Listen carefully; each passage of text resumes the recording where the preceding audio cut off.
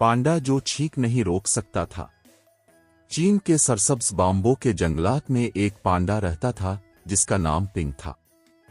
Ping एक बहुत खास पांडा था क्योंकि दूसरे पांडों की तरह बाम्बो खाने और सोने के बजाय पिंग को एक अजीब मसला था, वो छींक नहीं रोक सकता था।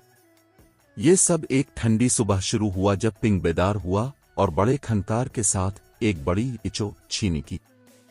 छींक इतनी जोरदार थी कि इसने कुछ बाम्बो की पत्तियां हवा में उछाल दे जो कुनफेटी की तरह बखर गईं। जंगल के दूसरे जानवर हैरत से ऊपर देखने लगे।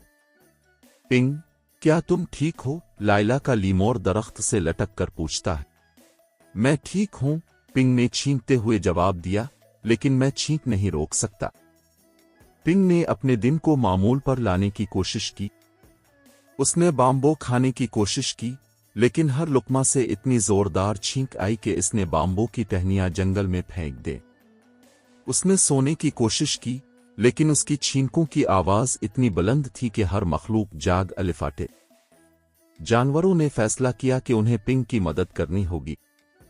उन्होंने मिलकर एक छींक जश्न का मंसूबा बनाया ताकि वो पिंग की तमाम छींकों को एक साथ निकाल सके। उन्होंने जंगल को रंगीन झंडियों से सजाया और सबको मदऊ किया।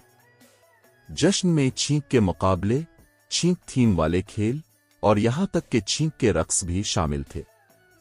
पिंग ने जश्न में शामिल होकर मजे किया और हर छींक पर पूरा जंगल कहकहों और तालियों से गूंज अलिफाटे।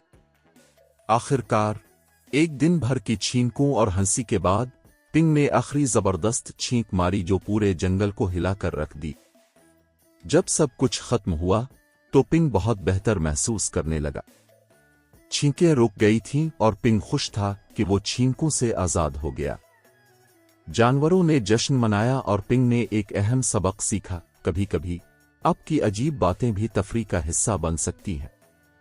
तब से पिंग जंगल का सबसे खुशगवार पांडा कहलाया गया और जब भी कोई छींकता वो कहते, अल्लाह तुम्हें बरकत दे, पिंग।